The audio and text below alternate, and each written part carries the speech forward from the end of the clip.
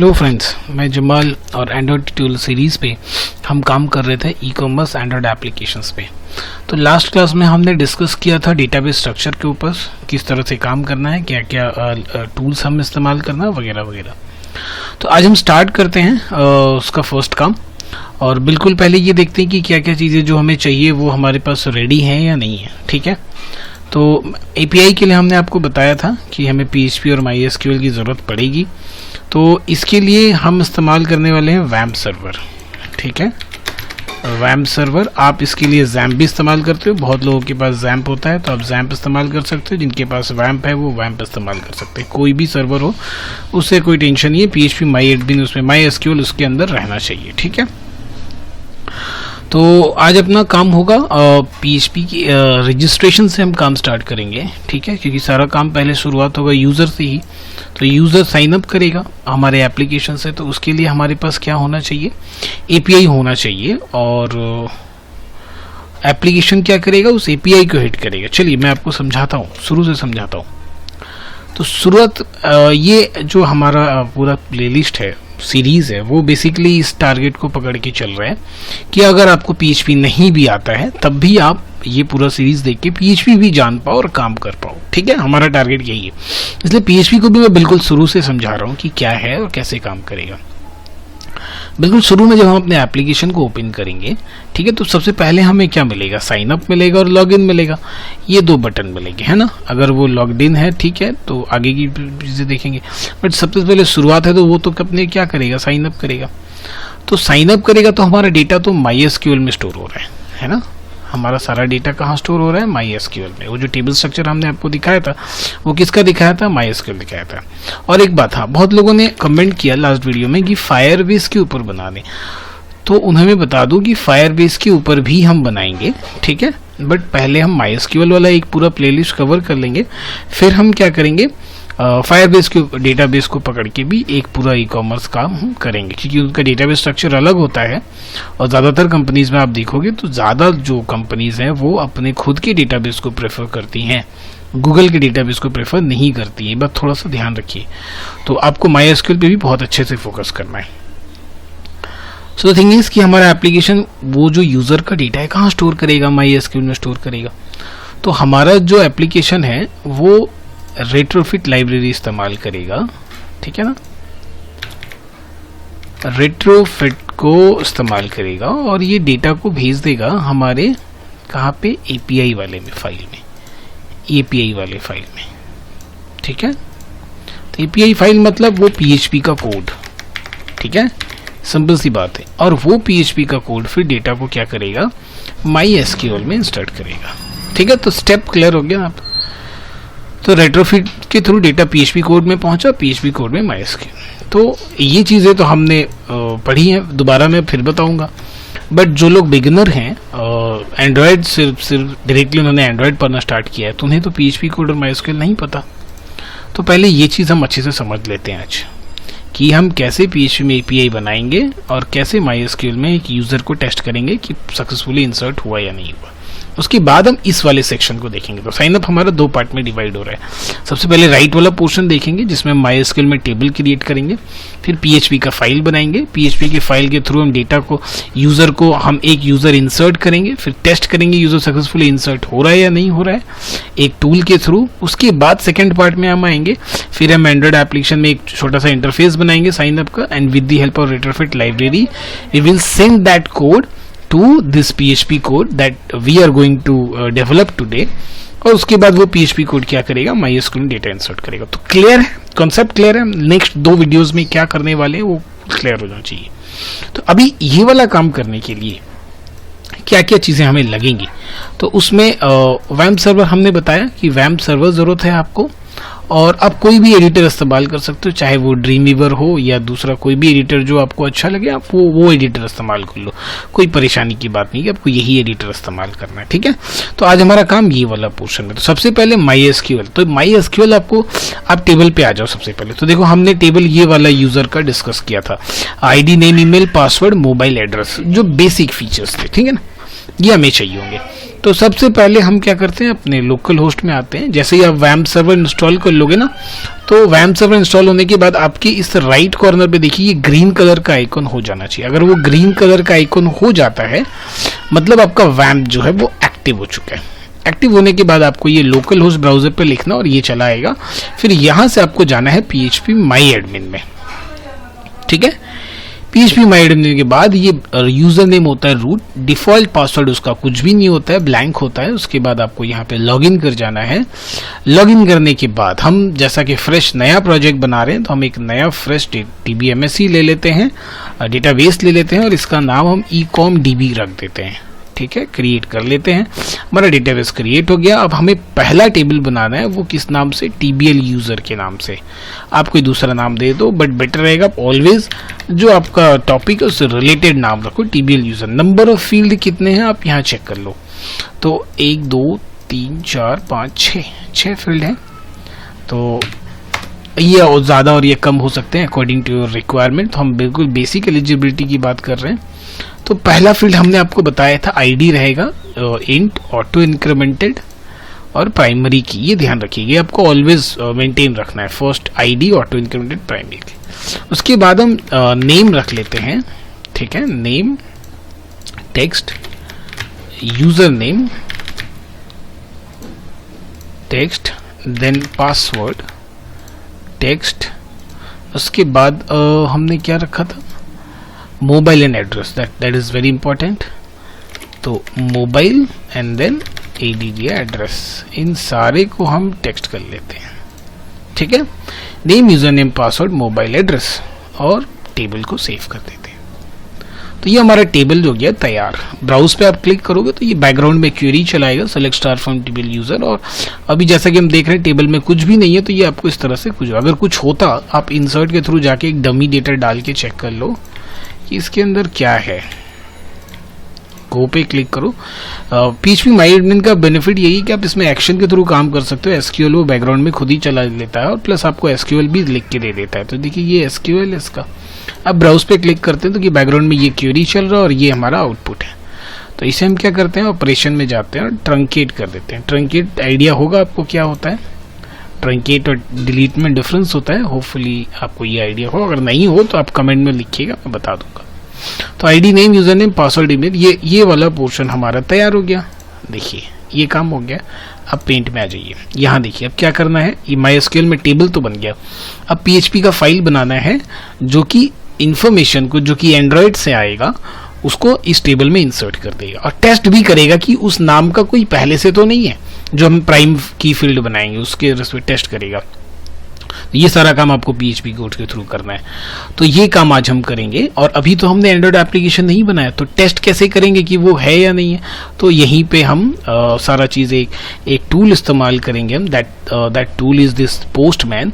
Postman के जरिए हम इस PHP कोड को टेस्ट करके देख लेंगे कि सक्सेसफुली ये MySQL में जा रहा है या नहीं जा रहा है, या क्या हो रहा है, सब कुछ यहीं से पता चल जाएगा। फिर जब एंड्रॉयड कोड बनाएंगे तो उसको इससे हम कनेक्ट करेंगे with the help of retrofit. तो होप एवरीथिंग इज क्लियर। तो अब नेक्स्ट क्या करना है, ये PHP कोड कहाँ और कैसे लिखना है। तो अब आप जिस डायरेक्टरी में आप अपना वैम्प इंस्टॉल करोगे, मेरे केस में वो F में, वैम्प में, W डायरेक्टरी में, तो यहाँ पे हम अपना एक फ्रेश फोल्डर बना लेते हैं। उसका भी नाम हम ecomdb रख देते हैं, ecom ऐप रख देते हैं, ecom API, that is good, ecom API। तो इसी के अंदर वो अपना सारा PHP का फाइल, API फाइल हम यहीं बना के रखेंगे, ठीक है। तो ये हो गया हमारा ड्रीमवीवर जो ऑलरेडी हमने ओपन कर रखा है। तो यहाँ पे अब आपको वो PHP का कोड लिखना है। इसे सेव कर लेते हैं। कहाँ सेव कर लेते हैं, जो अभी हमने बनाया है ecomdb, ecom API, इसके अंदर रजिस्टर यूजर या साइनअप.php के नाम से बना लेते हैं, ठीक है। अब एक चीज देखिए, आप डायग्राम में आप चीज देखो तो आप ये PHP का फाइल को ना डेटा मिल रहा है ऑलरेडी, है ना, डेटा रेट्रोफिट से मिल रहा है। तो PHP का कोड को हम कुछ इसी एक्सपेक्टेशन से लिखेंगे कि already we are getting data. तो वो डेटा हमें कहाँ से मिलेगा, पोस्ट से मिलेगा। मीन्स $_पोस्ट में आपको वो डेटा मिलेगा। जो भी डेटा यहाँ रेट्रोफिट से आएगा ना आपके पीएचपी में, वो पीएचपी कहाँ रिसीव करेगा, $_पोस्ट में। कैसे पोस्ट में हम आपको बाद में बताएंगे, बट याद रखो $पोस्ट में मिलेगा। तो क्या क्या मिलेगा भाई, ये सारे फील्ड मिलेंगे जो आपने डेटाबेस में यहाँ बनाए हैं। Name, user name, password, mobile address, है ना, name, user name, password, mobile address. तो नेम, तो पीएचपी के वेरिएबल बना लेते हैं हम $_नेम। उसके बाद हम इसे क्या कर देते हैं, पेस्ट कर लेते हैं। 2 3 4 5 फील्ड है हमारे पास। So name, user name, password, mobile और एड्रेस, है ना, यही 5 फील्ड है। Name, user name, password, mobile address. Name, user name, password, mobile address. ID की जरूरत नहीं बिकॉज वो ऑटो इंक्रीमेंटेड है। तो इस राइट वाले से कॉपी करके आप यहाँ पेस्ट कर दो। तो क्या है कि स्पेलिंग के कहीं पे कोई छूटने के चांसेस नहीं रहेंगे। तो ये हमारा तैयार हो गया। ये फील्ड हम पीएचपी का फाइल ये फील्ड रिसीव कर रहा है, किससे, रेट्रोफिट से।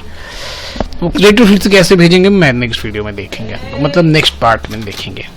तो ये तो डेटा हमारा रिसीव हो गया। अब हमें ये डिसाइड करना है, यहाँ पे साइन अप में 2 बातें करनी है आपको डिसाइड। पहला कि अगर हम मान लेते हैं कि हम and there is a very important चीज missing which is email ID. Okay, तो आफ्टर एड्रेस हम क्या करते हैं, यूजर नेम के बाद एक कॉलम ऐड करते हैं विच is email and make it text save. तो आप देखोगे कि ब्राउज में स्ट्रक्चर में जाके देखो तो ID, name, user name, email, password, mobile address. हालांकि यूजर नेम भी है, ठीक है, कोई दिक्कत नहीं है। तो उस केस में हमें यूजर नेम की जरूरत नहीं पड़ेगी, इसे ड्रॉप कर देते हैं। यूजर नेम या ईमेल दोनों में से कोई एक ही रहना बहुत जरूरी है, तो हम ईमेल ही कर देते हैं। ID, name, email, password, mobile address. उस केस में भी हमारे पास 5 ही फील्ड है। So instead of user name make it as email. तो इस ईमेल को हम अपना प्राइम कॉलम बनाएंगे। प्राइम कॉलम मतलब 2 यूजर सेम ईमेल आईडी से रजिस्टर्ड नहीं हो सकते। तो साइन अप के टाइम आपको ये बात ध्यान रखनी होगी, इसी पीएचपी के कोड में ये चीज चेक करना होगा कि भाई अगर पहले से इस ईमेल का कोई डेटा हमारे डेटाबेस में है तो ये नया वाला रजिस्टर नहीं हो पाएगा, ठीक है ना, और अगर नहीं है तो रजिस्टर होगा। तो ये बात सिंपल इंसर्शन यहाँ नहीं है, यहाँ आपको दो चीजें देखनी है। तो सबसे पहले यहाँ पे क्वेरी में आते हैं और हमें क्वेरी चलाते हैं, select star from tpl_user and before of this all अपने को कनेक्शन चाहिए, कनेक्शन स्ट्रिंग। तो वो मैं भूल गया, पहले वही कर लेते हैं। तो कनेक्शन स्ट्रिंग क्या होता है, देखिए जब मैं इस PHP MyAdmin में लॉगिन कर रहा था तो लॉगिन से पहले इसने मुझसे क्या पूछा कि भाई आप यूजर नेम और पासवर्ड दीजिए तभी मैं लॉगिन करने दूंगा। तो इस PHP MyAdmin को ये नहीं पता कि कौन लॉगिन कर रहा है, कोई ह्यूमन बीइंग लॉगिन कर रहा है ना कोई एप्लीकेशन लॉगिन कर रहा है, इससे उसको कोई फर्क नहीं पड़ता है। कोई भी लॉगिन करे, इसको क्रेडेंशियल चाहिए, ठीक है ना। तो उस केस में अभी इस PHP के केस में क्या होगी, PHP जब ये फाइल्स को क्वेरी को चलाने जाएगा PHP MyAdmin के पास तो PHP MyAdmin इससे भी पूछेगा भाई कि अपना क्रेडेंशियल्स बताइए पहले। तो वही चीज कनेक्शन स्ट्रिंग कहलाता है। तो यहाँ पे हम 2 लाइन का एक कोड लिखेंगे जो हमारा कनेक्शन स्ट्रिंग कहलाएगा and these 2 line contains user name password. So the function is MySQL connect which contain 3 parameters. The first one is server name which is in our case local host। जब इसको आप server पे चलाओगे live server पे तो यहाँ पे live server का IP एड्रेस होता है और GoDaddy के केस में लोकल होस्ट ही लिखा रहेगा। रूट जो हमारा डिफॉल्ट यूजर नेम है, पासवर्ड ब्लैंक है, तो इसी यूजर नेम से हम एंट्री कर जाएंगे। Next function is MySQL i_select_db which accept the con and the database name which is called ecomdb, ठीक है ना। तो यहाँ पे देखिए ecomdb लिखा हुआ है ना, ecomdb। तो यहाँ से कॉपी करेंगे, यहाँ हम पेस्ट कर देंगे ecomdb और $con जो ये है उसको हम यहाँ पेस्ट कर देंगे। ये जो पूरा इंफॉर्मेशन इस वेरिएबल में है उसे हम यहाँ पेस्ट करें। So these 2 line is called connection string which is used to connect this sign up page to your MySQL database, ठीक है ना। तो कनेक्शन स्ट्रिंग समझ में आ गया, होपफुली कोई परेशानी नहीं हो। अगर दिक्कत हो तो कमेंट में जरूर लिखिएगा, हम उसको नेक्स्ट वीडियो में डिस्कस करेंगे। और ये सारे डेटा हमने रिसीव कर लिए जो हमें रेट्रोफिट से मिलेंगे, एंड्रॉयड से मिलेंगे। अभी इसको टेस्ट करने के लिए हम पोस्टमैन से ये डेटा भेजेंगे। तो दोनों में डेटा रिसीविंग का टेक्निक बिल्कुल एक ही है, कोई फर्क नहीं पड़ेगा। तो अब हम क्या करेंगे, जैसा कि ईमेल हमारा प्राइम फील्ड है, तो select star from table user where email equal to 10। तो देखिए ये ईमेल यहाँ लिखा हुआ ना, स्ट्रक्चर टेबल स्ट्रक्चर ईमेल। तो इसी ईमेल को हम टेस्ट करने वाले हैं। तो वो जो ईमेल है, इस ईमेल को यहाँ डाल देते हैं। तो ये क्या करेगा, अच्छा और एक काम कीजिएगा, आप यहाँ पे ट्रिम फंक्शन इस्तेमाल कीजिएगा। ट्रिम क्या करता है, जो कुछ एक्स्ट्रा स्पेसेस अगर आ जाते हैं तो उसको ये क्या करता है, रिमूव कर देता है। ये बहुत काम, क्योंकि जब भी आप इंफॉर्मेशन एक एप्लीकेशन से दूसरे एप्लीकेशन में जा रहा होता है तो अक्सर स्पेस वगैरह का प्रॉब्लम आ जाता है। एंड में ट्रेलिंग स्पेस या स्टार्ट में कुछ स्पेसेस ऑटोमेटिक लग जाते हैं, तो यहाँ पे बहुत परेशानी होती है। तो पता चलता है कि वो ये वाला क्वेरी ना ठीक से हिट नहीं कर पाता, और पता चलता है या तो वो यूज़र है ही नहीं, किसी भी यूज़र को दिखाएगा नहीं, या तो सारे यूज़र को दिखाएगा। तो ट्रिम फंक्शन याद से ज़रूर इस्तेमाल कीजिएगा। उसके बाद हमने क्वेरी चलाया, select star from table user where email equal to email. तो इसका मतलब कि हमने इस टेबल यूज़र में पहले टेस्ट किया कि क्या इस टेबल यूज़र टेबल के अंदर इस ईमेल का कोई ईमेल है, और अगर है तो ये क्या करेगा, उसको रिटर्न करेगा, मतलब एटलीस्ट एक रो तो रिटर्न आएगा। तो पहले हम इसे एग्जीक्यूट कर लेते थे, raw equal to mysql i underscore query, ठीक है ना, देन डॉलर क्वेरी, पहले डॉलर कौन पास करना है, देन डॉलर क्वेरी। अब ये क्या करेगा, एग्जीक्यूट करेगा इस क्वेरी को और उसके इंफॉर्मेशन को इसके अंदर रॉ के अंदर रख देगा। बट इसका नाम मैंने रॉ इसलिए रखा ना कि ये यूजेबल नहीं है, it is not usable data. इसे पहले एरे में कन्वर्ट करेंगे हम, तब जाके उसे इस्तेमाल कर पाएंगे, इसलिए हमने इसके रॉ रख दिया। बट अभी फॉर द टाइम बिंग हमें ना सिर्फ और सिर्फ ये टेस्ट करना है कि ये डेटा है या नहीं है। तो इसके लिए दूसरा वो एरे में कन्वर्ट करने की जरूरत नहीं, यहीं से अपना काम हो जाएगा। तो हम एक फंक्शन चलाते हैं, डॉलर अंडरस्कोर काउंट नाम का एक वेरिएबल बनाते हैं, इसके बगल में एक फंक्शन चलाते हैं mysql i अंडरस्कोर नाम अंडरस्कोर रोज, और यहाँ पे हम डॉलर रॉ को पास कर देते हैं, ठीक है ना। तो डॉलर रॉ को हमने पास कर दिया। तो अब ये क्या करेगा पता है, ये काउंट करके चेक करेगा कि भाई क्या यहाँ से जो डेटा है उसमें नंबर ऑफ रो कितने हैं। अगर वो number of row if dollar count जो है आपका ग्रेटर देन 0 है, मतलब वो डेटा पहले से एग्जिस्ट कर रहा है ना। और अगर नहीं है, दोनों के केस में आते हैं, नहीं है तो इसके अंदर आएगा और है तो इसके अंदर आएगा। तो पहले देखते हैं कि अगर है तो हम एक वेरिएबल बनाते हैं, डॉलर रेस्पॉन्स, ये किसी भी नाम से बना सकते हो, ओके। और एक इसके अंदर मैसेज देते हैं, मैसेज, यहां पे हम बोलते हैं कि भाई ये तो एग्जिस्ट कर रहा है ना।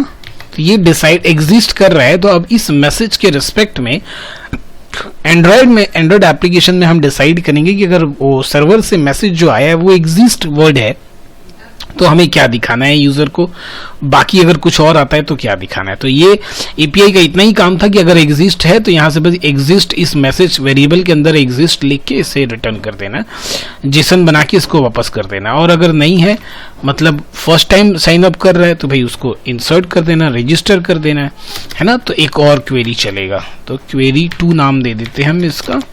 अब क्वेरी 2 के अंदर इंसर्ट का क्वेरी चलेगा। तो देखिए इंसर्ट का या तो आपको अगर याद है तो लिखो, या फिर आसान तरीका बताता हूँ, यहाँ पे वापस से एक डमी डेटा डाल दो, ये आपको क्या करेगा, इंसर्ट का क्वेरी चला के दे देगा।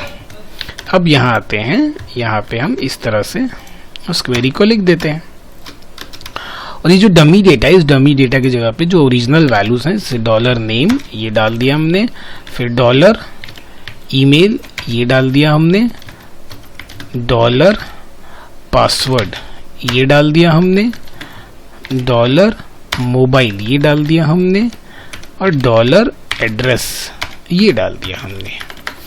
तो ये हमारा क्वेरी तैयार हो गया। इस क्वेरी को रन करना है, तो क्वेरी को रन करने के लिए simply dollar res equal to mysql i underscore query dollar con, और यहाँ पे क्वेरी 2 को रन करना है ना।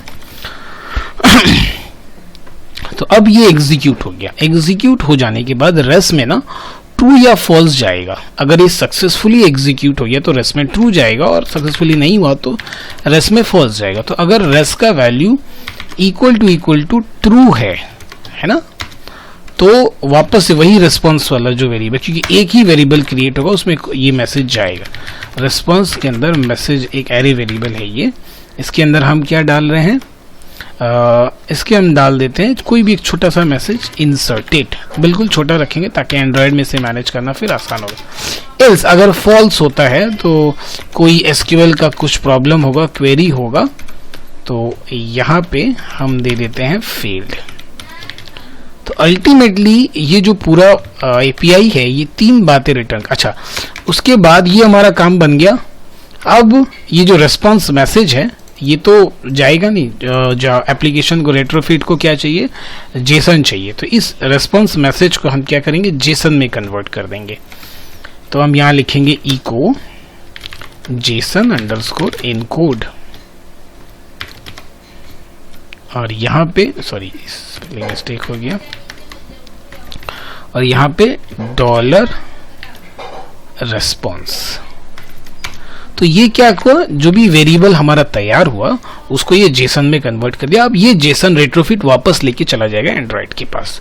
आपको यहाँ दिखाते हैं, देखिए ये रेट्रोफिट इन्फॉर्मेशन लेके आया पीएचपी के पास, और यहाँ से जो इन्फॉर्मेशन उसको वापस मिलेगा, रेट्रोफिट उस इन्फॉर्मेशन को लेके वापस चले आएगा एंड्रॉयड के पास। फिर हम डिसाइड करेंगे कि क्या हुआ क्या नहीं हुआ। बट अभी तो हम एंड्रॉयड एप्लीकेशन नहीं बनाए, तो टेस्ट कैसे करेंगे इसको कि ये सक्सेसफुली काम कर रहा है या नहीं कर रहा, एग्जिस्ट है या नहीं है। तो उस टेस्ट करने के लिए हम पोस्टमैन एप्लीकेशन का इस्तेमाल करेंगे। तो यहाँ देखिए अल्टीमेटली ये पूरा कोड आपको समझ में आया, नहीं समझ में आया फ्रैंकली कमेंट में बोलिए कि ये बातें नहीं समझ में आई। I try to cover in the next video. तो अभी यहाँ पर अल्टीमेटली एक ही वेरिएबल क्रिएट हो रहा है 3 केस में, या तो वो एग्जिस्ट हो रहा है रिस्पॉन्स मैसेज, या तो नहीं हो रहा है, या तो इंसर्टेड हो जा रहा है, या तो फेल्ड हो जा रहा है। और उस वेरिएबल को हमने क्या किया, जेसन में फिर कन्वर्ट कर लिया, विच इज रेस्पॉन्स। अब टेस्ट करना है signup.php किसके अंदर है ये देखिए, तो ये ecom API इसके अंदर पे है। रन कैसे करना है इसे, तो रन तो हम नहीं कर पाएंगे बिकॉज देखिए local host ecom API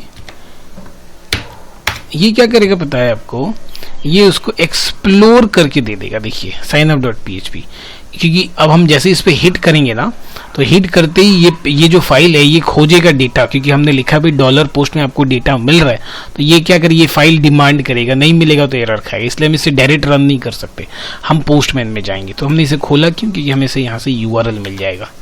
URL के अंदर है signup.php, ठीक है। तो पोस्टमैन के अंदर जाएंगे, यहाँ पे क्लिक करेंगे, और यहाँ पे इस URL को हम पेस्ट कर देंगे। डेटा को हम भेज किससे रहे, पोस्ट से भेज रहे, तो यहाँ पे पोस्ट सेलेक्ट कर लेंगे, और यहाँ पे फाइल का नाम हम देंगे signup.php, ठीक है। बॉडी के अंदर चले आएंगे, बॉडी के अंदर फॉर्म डेटा, ठीक है। अब फॉर्म में आप क्या क्या भेज रहे हो, देखिए आपका फील्ड क्या क्या है, ये आपका की है। यहाँ पे यहाँ जो आपको की दिखा रहा ना, ये की वो आपका PHP का ये जो पैरामीटर के अंदर जा रहा है वो है। तो name, email, password, mobile address. तो यहाँ पे देखिए यहाँ हम लिखेंगे name, email, password, mobile address, password, mobile address. अब इसके अंदर आपको क्या डालना, मान लो नेम आप दे देते हो MD जमाल, ईमेल हम देते हैं mdjamalmc@gmail.com, password 1234, mobile 9876432110, address Kolkata PNR, ठीक है ना। और हम सेंड पे क्लिक करते हैं। सब कुछ चेक कर लिया हमने, हाँ ठीक है। तो देखिए क्या दिखाया, आउटपुट क्या मिला हमें, मैसेज इंसर्टेड। और एक बार यहाँ अब हम MySQL में टेस्ट कर लेते हैं। तो देखिए डेटा आ गया ना। अब हम एक सेम डेटा दोबारा ट्राई करते हैं और देखते हैं क्या वो जो ये कोड हमने लिखा है टेस्टिंग के लिए कि वो एग्जिस्ट है या नहीं है, वो सक्सेसफुली काम कर रहा है या नहीं कर रहा। तो पोस्ट में दोबारा आते हैं और ये सारे हम बदल देते हैं, नाम बदल देते हैं। चलिए नाम में हमने दे दिया अमित, और इसमें कुछ भी दे देते हैं। ये हम इस बार 43210 कर देते हैं। कोलकाता मीन्स कोई मतलब नहीं। ईमेल आईडी हम सेम रखते हैं और क्लिक करते हैं सेंड पे। तो देखिए यहाँ पे क्या दिखा रहा है, मैसेज एग्जिस्ट दिखा रहा है ना, मैसेज एग्जिस्ट। मतलब हमारा ये PHP API बिल्कुल प्रॉपर तरीके से काम कर रहा है, कोई परेशानी नहीं है। तो अब आप पेंट में आके देखिए, ये वाला राइट वाला हिस्सा का पूरा काम हमने सक्सेसफुली कर लिया, कोई परेशानी नहीं है। अब नेक्स्ट वीडियो में हम कवर करेंगे अपना ये वाला पोर्शन, जहां पे हम एक एंड्रॉइड एप्लीकेशन का इंटरफेस बनाएंगे, रेट्रोफिट इस्तेमाल करेंगे। With the help of the retrofit इस PHP कोड का इस्तेमाल करके हम उस यूजर को साइन अप करा देंगे और डेटाबेस में उसका डेटा इंसर्ट करवा देंगे। तो इस पूरे पार्ट को हमने 2 हिस्से में बांट दिया ताकि जो बिगिनर्स हैं उनका PHP वाला कॉन्सेप्ट बिल्कुल क्लियर हो जाए आसानी से। इस वीडियो में हमने सारे स्टेप बताए हैं, किस तरह से वैम्प इस्तेमाल करना है, यूज करना है, कोड किस तरह से लिखना है, टेस्ट किस तरह से करना है। फिर भी कोई प्रॉब्लम हो तो आप जरूर के जरूर कमेंट में लिखिएगा। और आप नए इस वीडियो को फर्स्ट टाइम देख रहे हो तो इस वीडियो का प्लेलिस्ट है, काइंडली प्लेलिस्ट के फर्स्ट वीडियो से देखिए और तब ये वीडियो के पास आइए। और अगर आप रिपीटेड हो, पुराने यूजर हो, तो अगर वीडियो में कोई दिक्कत हो, कुछ चीज़ परेशानी हो समझने में, तो कमेंट में लिखिए। और अच्छा लगे तो शेयर कीजिए अपने दोस्तों के साथ। और कुछ नहीं, वीडियो देखने के लिए थैंक यू सो मच।